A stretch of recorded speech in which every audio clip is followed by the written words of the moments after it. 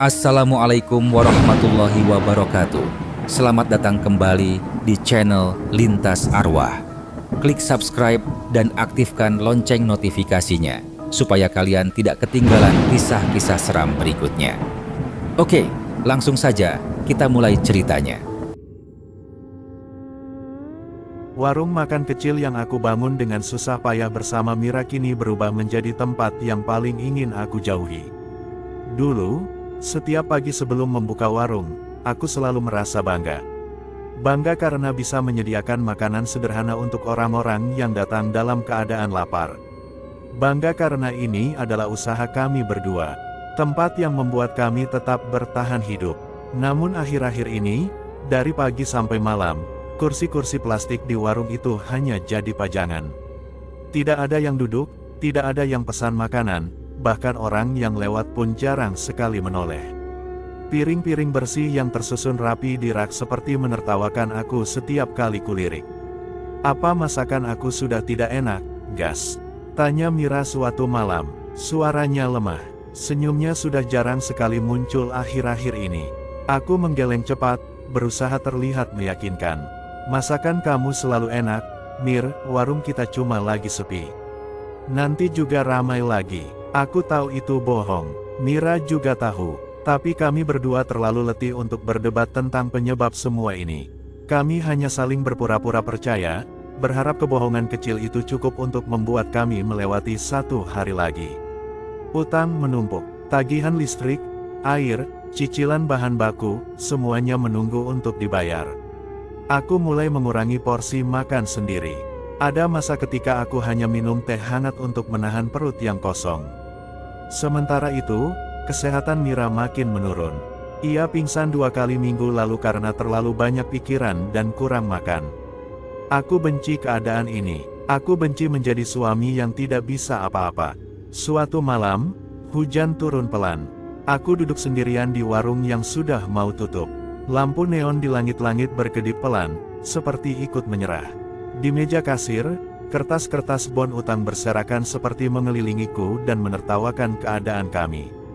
Aku mencoba menghitung ulang semua tagihan, berharap ada keajaiban angka yang tiba-tiba berkurang.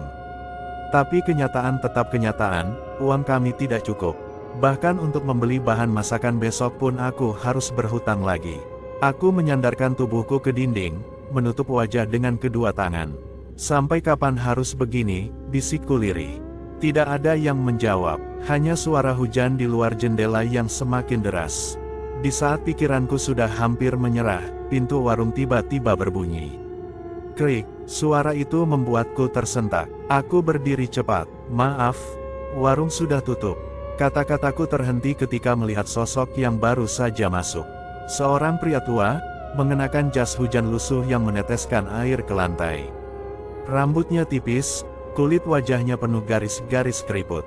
Namun yang paling membuatku tidak nyaman adalah sorot matanya. Tatapannya tajam, seolah bisa membaca seluruh isi otakku dalam sekejap. "Warung ini masih buka, kan?" Suaranya pelan, tapi terdengar jelas. Aku ragu sejenak sebelum akhirnya mengangguk. "Iya, silakan. Mau pesan apa, Pak?" Dia tidak langsung menjawab. Ia berjalan menyusuri warung, memperhatikan setiap sudut, setiap kursi, setiap piring yang tak terpakai. Aku tidak tahu kenapa, tapi jantungku terasa tidak tenang saat melihat gerak-geriknya. Setelah beberapa detik yang terasa sangat panjang, ia duduk dan memesan nasi goreng. Aku memasak dengan bahan seadanya. Entah kenapa, aku ingin hidangan itu sempurna. Mungkin karena pembeli seperti dia sudah sangat langka bagi kami, atau mungkin karena ada perasaan gelisah yang muncul sejak ia melangkah masuk.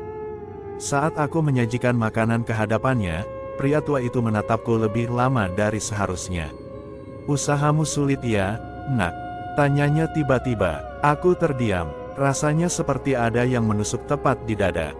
"Bapak tahu dari mana?" aku akhirnya bertanya. Ia tidak langsung menjawab. Ia menyuap nasi goreng itu, mengunyah perlahan, lalu tersenyum tipis. "Masakanmu enak, tanganmu memang punya bakat, tapi itu saja tidak cukup." Aku hanya berdiri terpaku, menunggu ia melanjutkan. "Terkadang, usaha perlu dorongan kecil agar terlihat orang." Aku menghela napas panjang. Kami hanya kurang rezeki, Pak, semoga nanti ramai lagi. Pria tua itu menggeleng perlahan. Rezeki bisa diundang, pada saat kamu tahu caranya. Aku menatapnya bingung. Ia meraih sesuatu dari dalam saku jas hujan yang basah itu. Lalu ia mengeluarkan benda kecil terbungkus kain merah kusam. Kain itu terlihat sangat tua dan lusuh, seperti sudah lama tersimpan di tempat lembab. Aku menelan ludah. Apa itu, Pak? Ini namanya jimat penglaris. Ia meletakkannya di atas meja dengan hati-hati. Cukup kamu letakkan di laci kasir. Kamu akan lihat perubahan besar. Aku diam. Pandanganku tidak lepas dari kain merah itu. Ada ikatan benang hitam di tengahnya, seperti mengamankan sesuatu yang tidak seharusnya keluar. Harganya berapa, Pak? Tanyaku ragu. Saya sedang tidak punya uang. Ia tertawa kecil, namun tawanya terdengar ganjil. Bukan tawa orang biasa. Saya tidak butuh uang, ucapnya tenang. Saya hanya ingin kamu ingat, tidak ada keuntungan tanpa harga yang harus dibayar. Aku mulai gelisah. Kata, harga, dan bayar, yang ia ucapkan terasa berbeda. Jauh lebih mengancam. Apa maksudnya, Pak? Suaraku pelan. Ia menatap aku dengan sangat serius. Jangan pernah lupakan tumbalnya. Tenggorokanku terasa kering. Kata itu langsung membuatku takut. Tumbal, ulangku nyaris berbisik. Kali ini ia hanya tersenyum, tapi senyumnya membuat seluruh tubuhku kaku. Kamu akan mengerti nanti. Yang jelas, jangan lupakan jatahnya. Aku ingin menolak. Aku ingin mengusirnya keluar dan berpura-pura tidak pernah melihat jimat itu. Aku ingin memilih jalan yang wajar, yang tidak mengundang hal aneh seperti ini. Namun bayangan Mira yang sakit dan warung yang hampir mati membuatku ragu. Kamu mau hidupmu tetap seperti ini? Suaranya memecah pikiranku. Warung tutup selamanya. Mira makin sakit. Utang menenggelamkanmu. Aku mengepalkan tangan. Tekanan itu menumbuhkan sesuatu dalam diriku. Keputusasaan. Pria itu menyodorkan jimat itu ke arahku. Aku memandang benda kecil itu. Tanganku seolah bergerak sendiri. Aku mengambilnya. Begitu jimat itu menyentuh kulitku, seperti ada hawa dingin yang menembus tulangku dari dalam. Aku tersentak pelan. Pria tua itu menatapku lama. Sorot matanya seperti menyembunyikan sesuatu yang sangat gelap. Kamu sudah memilih, katanya. Mulai besok, hidupmu berubah. Aku tidak bisa berkata apa-apa. Saat ia melangkah keluar dari warung, ia menoleh sedikit dan berbisik. Setiap Jumat Kliwon, jangan lupakan jatahnya. Aku menatapnya keheranan. Apa maksud Bapak? Tumbal apa? Namun ia hanya menepuk pundakku sebentar dan berjalan pergi. Tubuhnya perlahan menghilang di tengah hujan dan gelapnya malam. Aku memandang jimat itu lama, sebelum akhirnya ku genggam dengan tangan yang gemetar. Tatapanku mengarah ke laci kasir. Aku hanya ingin menyelamatkan warung ini, menyelamatkan kami, aku membatin. Dengan perasaan ragu dan takut yang bercampur menjadi satu, aku membuka laci kasir pelan-pelan, lalu meletakkan jimat itu di dalamnya. Saat laci tertutup, lampu warung tiba-tiba berkedip cukup kuat. Aku membeku. Semua kembali normal setelah beberapa detik. Aku memaksa diri tersenyum tipis. Mungkin kabelnya kendor. Ketika aku hendak mengunci warung dan mematikan lampu, aku mendengar kursi plastik di dalam bergeser sedikit. Aku menoleh cepat. Tidak ada siapa-siapa. Kursi-kursi itu terlihat diam. Aku menelan ludah. Cuma suara kayu yang menguai, atau angin dari celah pintu. Pikirku mencoba menenangkan diri, meski pintu tertutup rapat. Aku benar-benar mengunci pintu, mematikan lampu, dan pulang. Saat aku masuk rumah, Mira sedang duduk sambil memegang kepalanya. Wajahnya tampak semakin pucat dari hari sebelumnya. Kamu dari mana saja? Aku khawatir, katanya dengan suara pelan. Aku langsung menghampirinya dan memegang tangannya. Rasanya dingin. Aku cuma rapikan warung. Kamu udah minum obat? Sudah. Ia tersenyum sedikit untuk menenangkanku, meski jelas ia tidak baik-baik saja. Besok kita coba lagi ya, gas, mungkin ada pelanggan. Aku hanya mengangguk. Aku tidak bisa menceritakan apapun tentang Mbah Darmo dan benda merah itu. Ada rasa takut dan malu yang menghentikan mulutku. Aku membantu Mira ke kamar, menutup jendela yang rembes air hujan, dan menyelimutinya. Dalam beberapa menit, ia sudah tertidur. Terlalu lelah untuk memaksa dirinya tetap terjaga. Aku berbaring di sebelahnya, tapi mataku tak mau terpejam. Pikiranku terisi oleh satu bayangan, jimat itu. Apakah benar akan membawa perubahan? Atau aku baru saja menyerahkan hidupku pada sesuatu yang mengerikan? Pertanyaan-pertanyaan itu berputar di kepalaku sampai akhirnya aku tertidur tanpa sadar. Dalam tidurku, aku bermimpi. Aku berdiri di depan warung yang lampunya menyala terang meski sudah larut. Ada yang aneh, pintu warung terbuka lebar. Aku melangkah mendekat. Saat aku menatap ke dalam, jantungku seperti berhenti berdetak. Ada sosok hitam berdiri di tengah warung. Sosok itu tinggi, sangat tinggi, tubuhnya seperti bayangan yang bergerak pelan. Ia tidak punya wajah, tapi aku merasa seolah ia sedang menatap langsung ke arahku. Tangan sosok itu terangkat perlahan, menunjuk tepat ke arahku. Kemudian terdengar suara dalam yang berlarut-larut. Aku ingin jatahku. Aku terbangun mendadak. Aku duduk tegak. Napasku terengah-engah. Keringat dingin menetes dari leherku. Aku menatap kamar yang gelap, takut sesuatu berdiri di sudut ruangan, memperhatikanku. Aku memegang dadaku yang terasa sesak. Itu cuma mimpi, aku berulang berkata pada diri sendiri. Namun mimpi itu terasa terlalu nyata. Dan aku tak tahu, itu baru permulaan. Aku tidak tidur malam itu.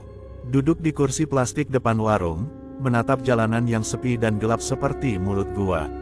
Lampu-lampu dari warung makan lain sudah dimatikan sejak 1 jam lalu. Hanya warung kecilku yang masih menyala di tengah malam.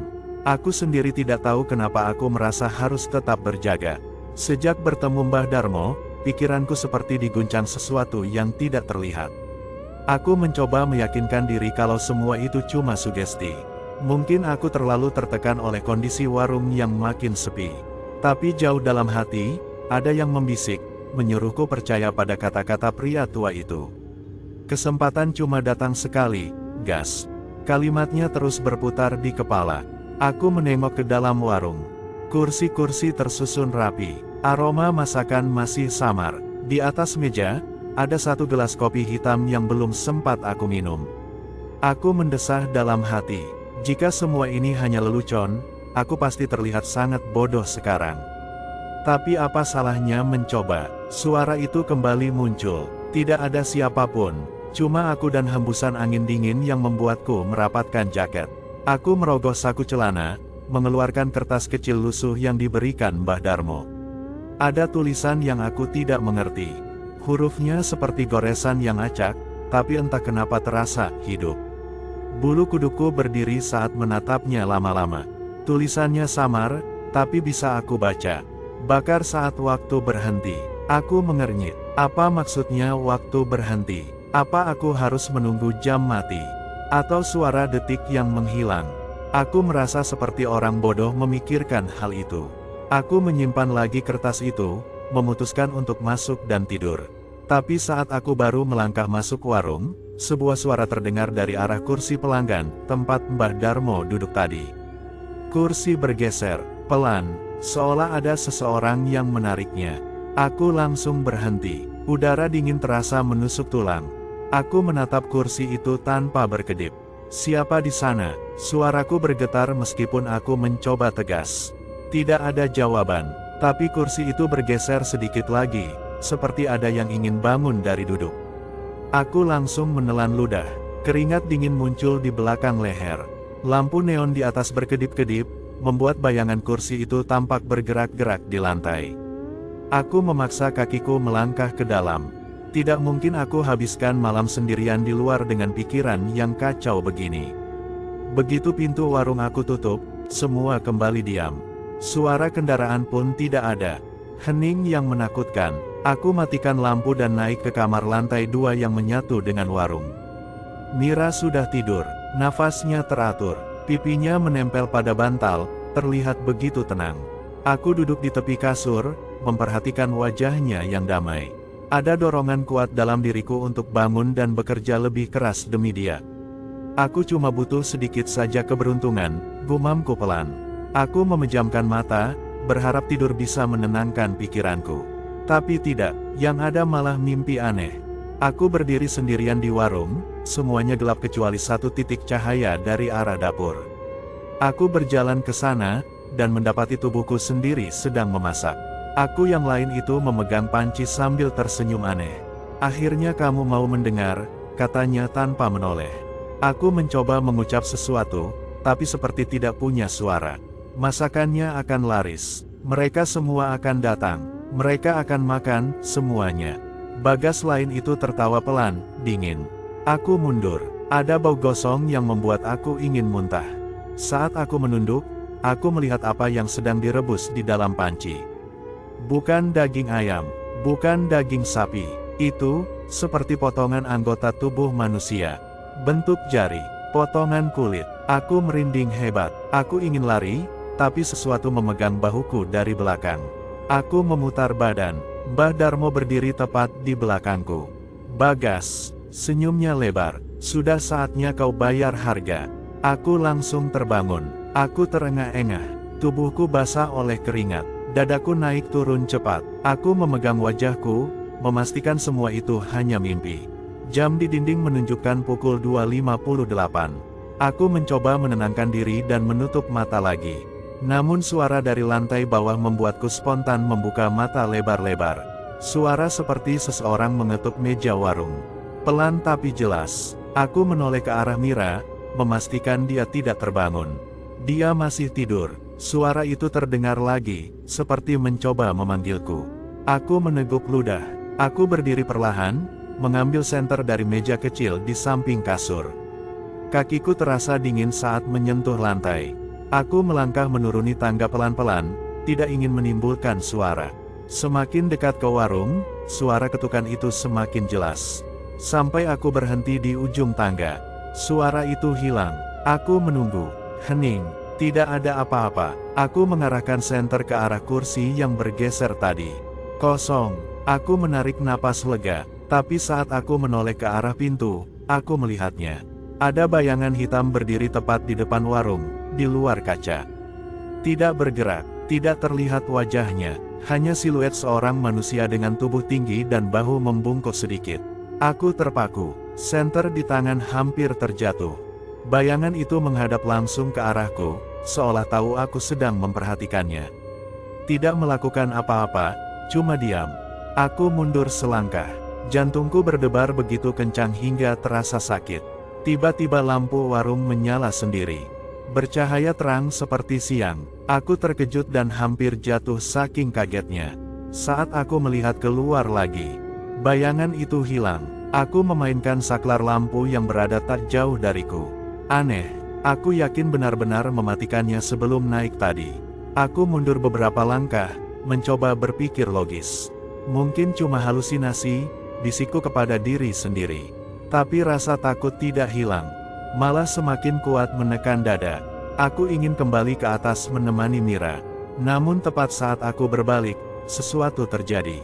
Jam dinding berhenti berdetak. Jarum detik yang tadinya bergerak, diam, tidak bergerak sama sekali. Aku teringat tulisan di kertas lusuh itu. Bakar saat waktu berhenti. Tanganku gemetar saat merogoh saku celana. Kertas itu masih ada, seakan menungguku sejak tadi. Aku membuka lipatannya. Tulisannya tampak lebih jelas, seperti tinta baru ditulis. Aku menelan ludah keras.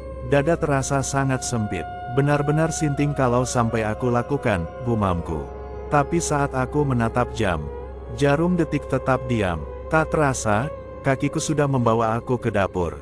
Aku mengambil korek yang biasa kupakai untuk kompor gas. Kutatap kertas itu sekali lagi.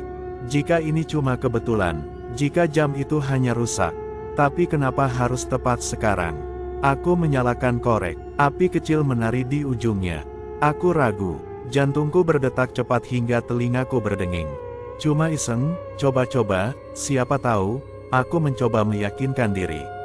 Api itu mendekati kertas. Saat tepi kertas tersentuh api, boom, lampu warung padam total. Gelap gulita, aku spontan menjatuhkan korek. Angin dingin seperti berputar cepat mengelilingi tubuhku. Senter yang kugenggam mati begitu saja meskipun baterainya baru diganti. Aku terhuyung, beberapa peralatan dapur jatuh berisik saat aku menabraknya. koran bekas yang tersimpan di rak belakang. Semuanya jatuh sendiri tanpa aku sentuh. Aku ingin menjerit tapi suaraku tercekat di tenggorokan. Tak ada suara keluar. Di tengah kegelapan itu, aku mendengar napas panjang, kasarnya seperti seseorang sedang menghirup udara tepat di belakangku. Aku tidak mampu bergerak, tidak mampu menoleh. Lalu, ada suara berbisik, sangat dekat di telinga. Bagas. Aku langsung lari, menabrak meja, memukul lemari dapur, apapun yang menghalangi. Aku tidak peduli. Aku naik ke lantai 2 secepat mungkin dan mengunci pintu kamar. Mira terbangun kaget. Bagas, kenapa? Ada apa?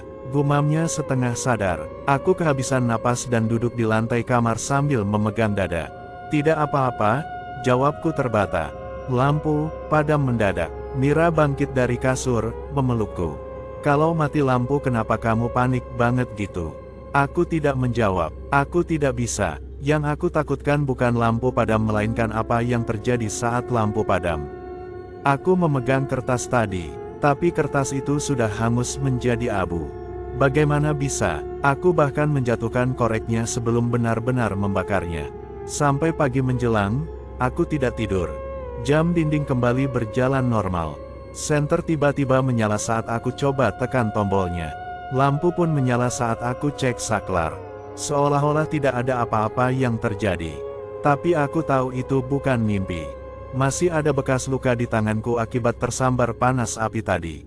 Saat Mira turun ke warung dan mulai menyiapkan sarapan, aku hanya duduk di kursi pelanggan, memperhatikan sekitar dengan perasaan tidak nyaman. Kemudian, sesuatu yang lain terjadi. Pelanggan pertama hari itu datang, seorang sopir truk muda. Dia makan dengan lahap, memuji masakan Mira. Kami sedikit bercanda untuk mencairkan suasana. Aku mulai merasa lebih baik.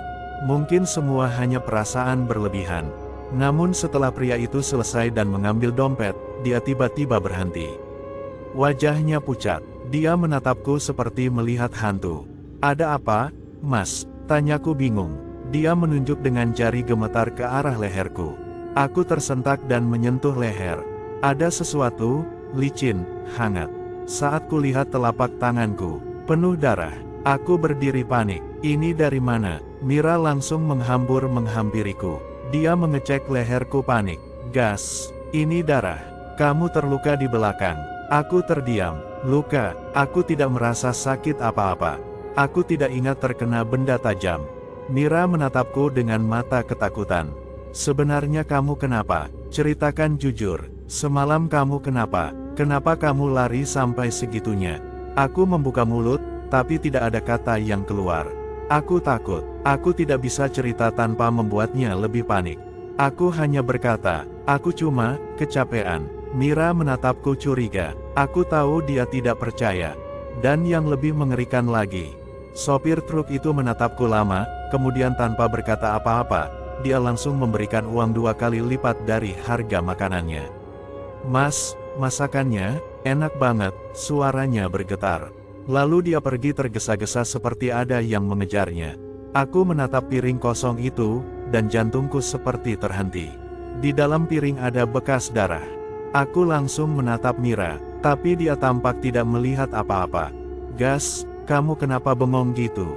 Tanyanya. Aku tidak bisa menjawab. Aku merasa mual. Aku menatap meja, kursi, dan seluruh warung. Semua tampak berbeda. Aku merasa seperti tidak berada di warungku sendiri.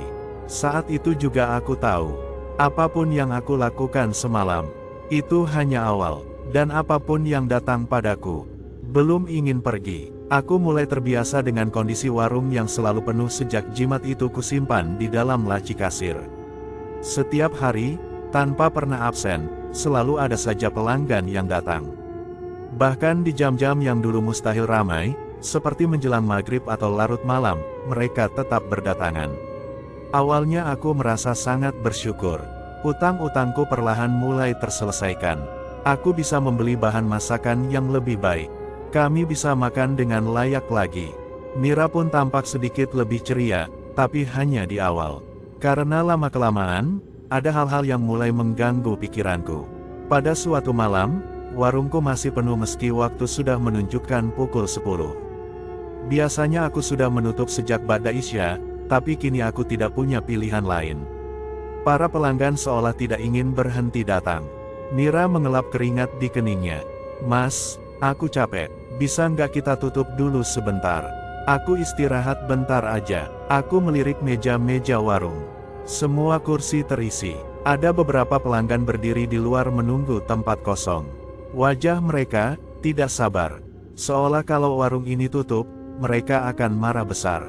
Nggak bisa, Mir, sebentar lagi saja, jawabku sambil terus memasak. Sebentar lagi itu kapan? Nada Mira terdengar lelah. Aku mencoba menenangkannya dengan senyuman, tapi Mira hanya memalingkan wajah. Ia berbalik masuk ke dapur tanpa kata. Aku tidak bisa menyalahkannya. Mira selama ini sudah sangat berjuang bersamaku. Tapi kini, aku sendiri tak punya kendali atas apa yang terjadi. Warung ini seperti hidup sendiri. Saat aku menyalin pesanan ke piring, seorang pria berkemeja lusuh di meja dekat jendela menatapku. Wajahnya tampak pucat, matanya seperti tidak berkedip, mengunci pandanganku. Aku memasakkan pesanannya, dan ketika aku mengantarkan makanan itu, ia mendekatkan wajah ke arahku, sangat dekat. Terima kasih, ucapnya lirih. Lirih, tapi jelas terdengar seperti suara dari tempat yang dalam sekali. Aku menelan ludah, berusaha tetap tenang. Namun, di saat aku ingin kembali ke dapur, ia menahan pergelangan tanganku. Cengkeramannya dingin dan kuat. Aku akan kembali lagi, besok, katanya, tanpa menurunkan tatapannya sedikitpun. Aku mengangguk pelan. Ia melepaskan tanganku dan mulai makan. Setiap gerakan rahangnya tampak kaku dan tidak alami. Aku buru-buru kembali ke dapur dengan napas sedikit terengah. Bagas, panggil Mira dari balik rak peralatan masak. Suaranya terdengar khawatir. Aku hanya menyahut singkat, "Nggak apa-apa." Meski jelas aku sedang membohongi diri sendiri. Hari-hari berikutnya, kejadian-kejadian janggal semakin sering terjadi. Ada pelanggan yang makan tanpa mengunyah, seperti makanan itu langsung menghilang begitu masuk ke mulut mereka. Ada yang duduk menatap piring kosong selama puluhan menit seakan menunggu sesuatu muncul dengan sendirinya. Ada juga yang tubuhnya bau kemenyan, tapi wajahnya tidak menunjukkan ekspresi apapun, seperti patung.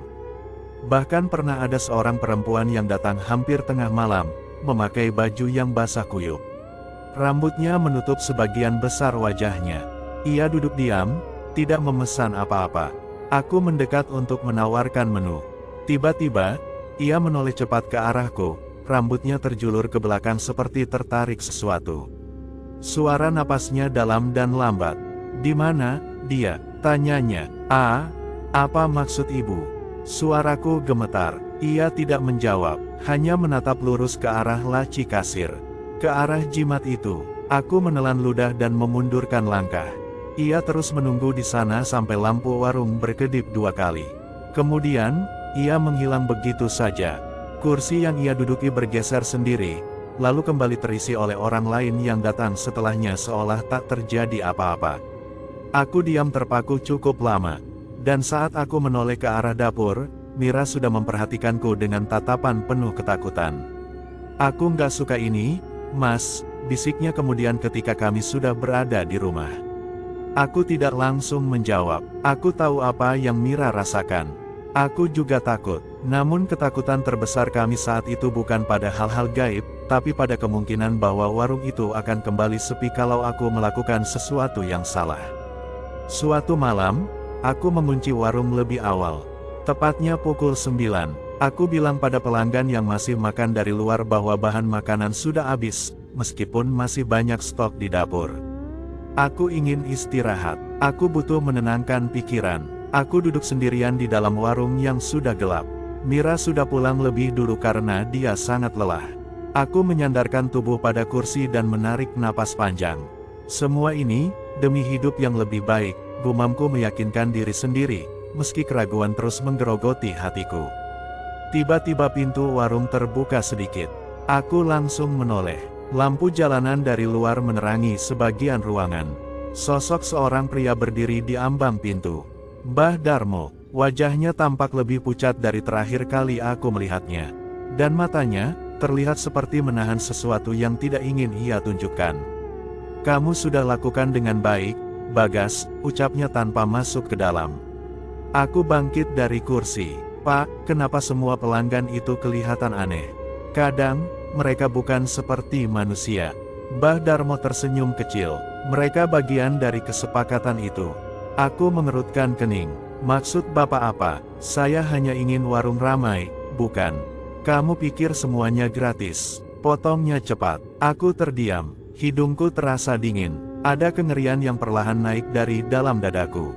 Kamu butuh mereka, dan mereka butuh kamu, lanjutnya. Kamu sudah dapat bagianmu. Giliran kamu beri bagian mereka. Aku melangkah mundur. Tumbal, apa yang harus saya berikan? Mbah Darmo mendekat satu langkah ke dalam warung tanpa benar-benar menginjak lantainya. Seolah-olah kakinya melayang sedikit dari tanah. Jangan biarkan jatahnya kosong pada Jumat Kliwon, katanya sambil menatap tepat ke arah laci kasir. Kalau tidak, mereka sendiri yang akan mengambilnya. Jatahnya, apa? Aku memaksa suaraku keluar. Mbah Darmo perlahan mengangkat tangan kurusnya dan menunjuk ke arahku. Kau sendiri yang akan tahu jawabannya nanti. Aku tak bisa mengeluarkan suara. Tenggorokanku seperti terkunci ketakutan. Kamu sudah memilih jalan ini. Tidak ada kata mundur, katanya pelan. Nikmati keberuntunganmu selagi bisa, sebelum semuanya diambil kembali. Tanpa menunggu balasanku, ia membalikkan badan dan berjalan ke arah jalanan gelap. Tidak meninggalkan jejak basah di lantai, padahal jalanan di luar habis diguyur hujan. Aku berdiri mematung, tubuhku gemetar hebat. Kata-katanya terus terngiang di kepala. Kalau tidak, mereka sendiri yang akan mengambilnya. Sejak pertemuan itu, malam-malamku menjadi lebih buruk. Aku tidak bisa tidur nyenyak barang satupun. Bahkan ketika aku berhasil memejamkan mata, mimpi buruk selalu menunggu di sana. Aku sering bermimpi warungku penuh oleh sosok-sosok tanpa wajah yang memanggil namaku pelan. Bagaas, Bagaas. Suara mereka terdengar seperti tiupan angin yang melayang-layang di telingaku. Mereka duduk di kursi plastik itu, diam, menatapku. Tapi entah bagaimana, aku tetap yakin mereka sedang menuntut sesuatu. Dalam salah satu mimpi yang paling menakutkan, aku melihat Mira di tengah warung. Ia berdiri membelakangiku. Rambutnya menutupi wajahnya. Aku memanggil namanya berkali-kali. Ia tidak menoleh, hanya berdiri kaku. Lalu, sosok hitam tinggi, yang sama seperti dalam mimpiku dulu, muncul tepat di belakang Mira. Tangannya yang panjang dan kurus memegang bahu istriku dari belakang. Aku mencoba bergerak, tapi kakiku seperti terikat. Aku ingin berteriak, tapi suaraku tidak keluar. Sosok itu mendekatkan wajah tanpa wajahnya ke telinga Mira, dan aku mendengar napasnya yang sangat dekat. Waktunya, tumbal. Aku langsung terbangun. Nafasku tersengal, keringat membasahi seluruh tubuhku. Dan yang membuatku semakin ngeri, Mira yang tidur di sebelahku baru saja terbangun juga, sambil memegang lehernya dengan ekspresi ketakutan. Astaga, Mas, aku seperti dicekik, katanya lirih. Aku langsung memeluknya, tapi jantungku tak berhenti berpikir. Apa mimpi itu? Bukan sekadar mimpi. Warung terus berjalan seperti biasa, ramai.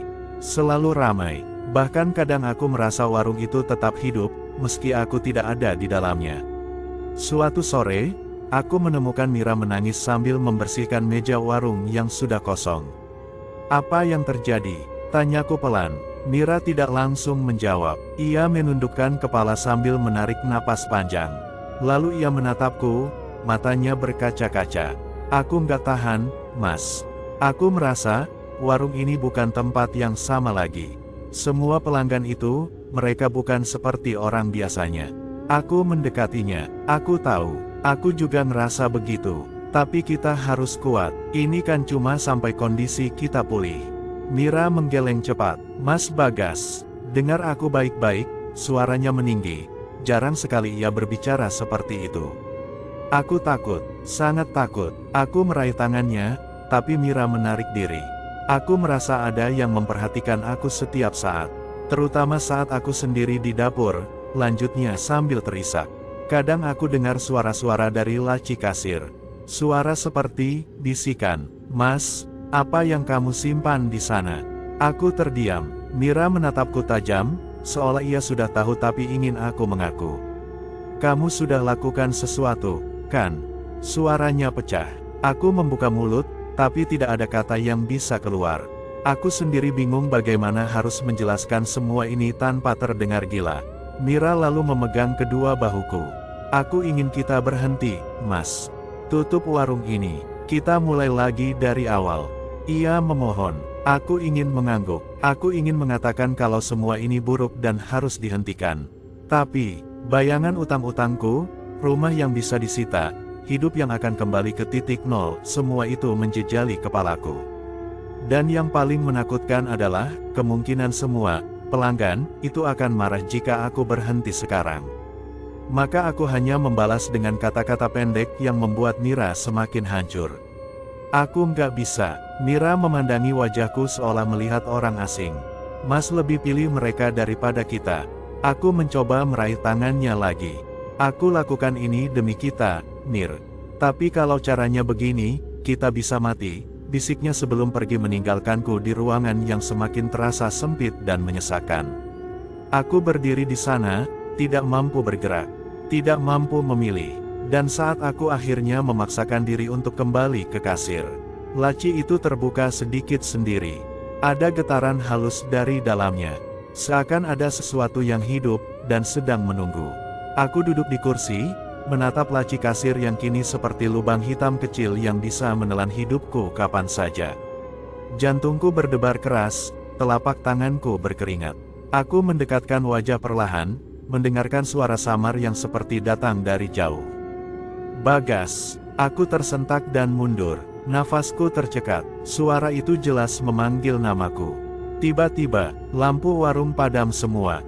Gelap total. Aku meraba-raba countertop untuk menahan tubuhku agar tidak jatuh. Ruangan terasa lebih dingin, dan ada sensasi seperti seseorang berdiri sangat dekat. Lalu terdengar suara kursi plastik bergerak pelan, 1, lalu 2, lalu 3. Suaranya bergema di seluruh ruangan yang gelap. Aku terjebak dalam ketakutan yang luar biasa. Aku ingin keluar, tapi saat aku melangkah, ada tangan yang mencengkeram kakiku dari bawah meja. Aku menjerit dan menjatuhkan tubuhku ke belakang. Saat aku terjatuh, lampu-lampu menyala kembali. Warung kosong, tidak ada siapa-siapa. Aku mengusap wajah dengan kedua tangan, berusaha bernapas lebih teratur. Aku harus berhenti, desisku. Namun, begitu aku berdiri dan hendak pergi, ada satu piring di atas meja terdepan. Piring itu penuh, dengan nasi dan lauk yang masih panas. Uapnya mengepul, seakan baru saja dihidangkan oleh seseorang yang tidak terlihat. Di samping piring itu, ada kertas kecil terlipat. Aku mendekat perlahan, dengan gemetar yang tidak bisa aku hentikan. Aku mengambil kertas itu dan membukanya. Hanya ada satu kalimat, tulisan tangan miring dan panjang. Jumat Kliwon, jatahmu belum terpenuhi. Aku menjatuhkan kertas itu. Nafasku langsung memburu. Aku sadar, ini baru permulaan. Dan Jumat Kliwon, hanya tinggal 2 hari lagi. Sejak malam ketika suara itu terdengar pertama kalinya membawa kabar mengerikan tentang apa yang harus dibayar, hidupku berubah total. Keberhasilan warungku yang dulu membuatku tersenyum, kini menjadi sumber ketakutan yang terus menggerogoti pikiranku. Setiap hari aku selalu memaksa diriku untuk terlihat normal. Tapi kenyataannya, tidak ada yang normal lagi. Aku tidak tidur nyenyak, tidak makan dengan tenang, dan tidak bisa berhenti mencemaskan Mira. Bagas, kamu kenapa sih? Kok makin kurusan? Tanya Mira suatu sore sambil merapikan rambutku. Aku hanya menggeleng, memaksa tersenyum kecil. Aku cuma capek kerja, itu aja. Mira memegang pipiku, menatap dalam seakan mencoba memahami sesuatu yang tidak kukatakan.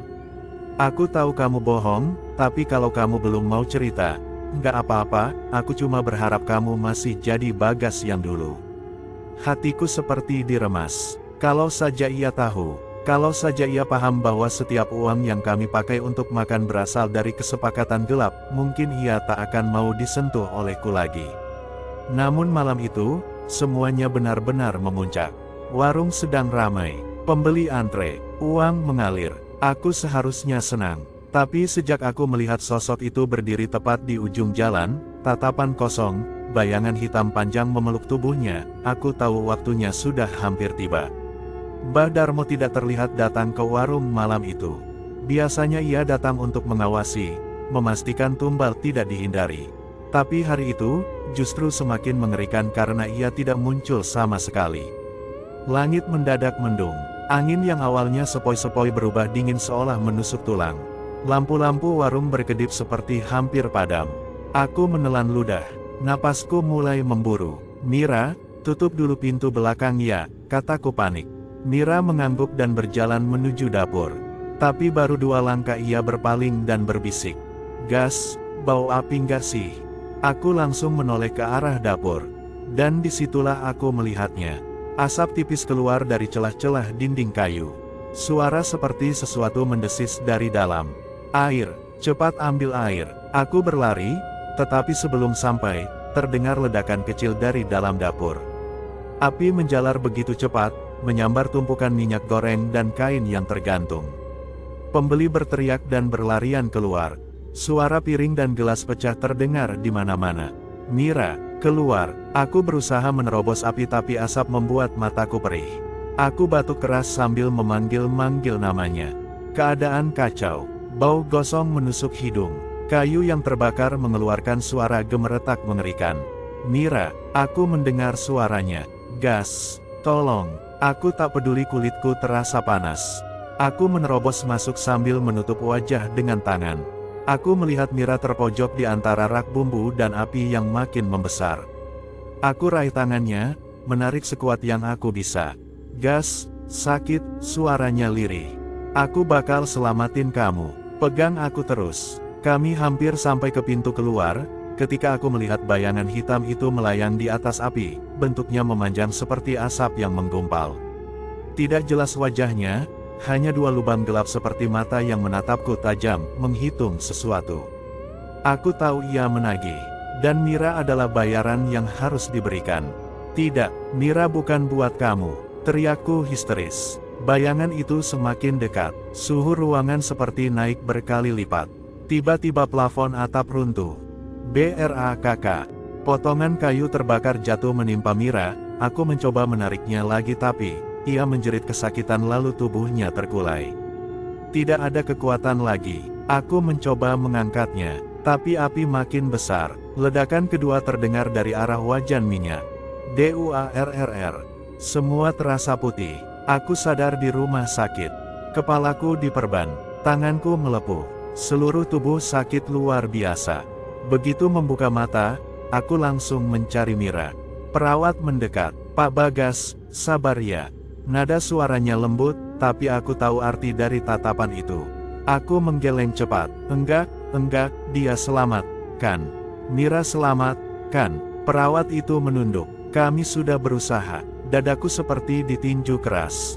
Dunia runtuh dalam sekejap. Aku menjerit sekeras mungkin, berusaha bangun dari tempat tidur, tapi perawat dan satpam menahanku. "Bangunin aku, ini mimpi, kan?" Tidak ada yang menjawab, mereka hanya menatap dengan rasa iba. Aku menangis, air mata jatuh tanpa bisa kutahan.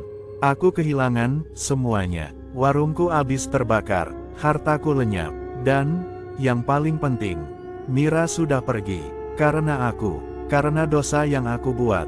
Beberapa hari kemudian aku boleh pulang. Tapi mau pulang kemana? Rumah kontrakan kami sudah dipenuhi kenangan yang kini terasa seperti pisau menusuk jantungku. Aku pun memilih tinggal di tempat penampungan sementara yang disediakan warga. Aku tak ingin pulang, aku tak ingin ingat apapun. Namun, malam pertama di sana, aku terbangun karena mendengar suara.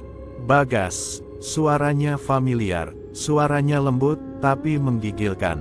Aku menatap ke arah jendela.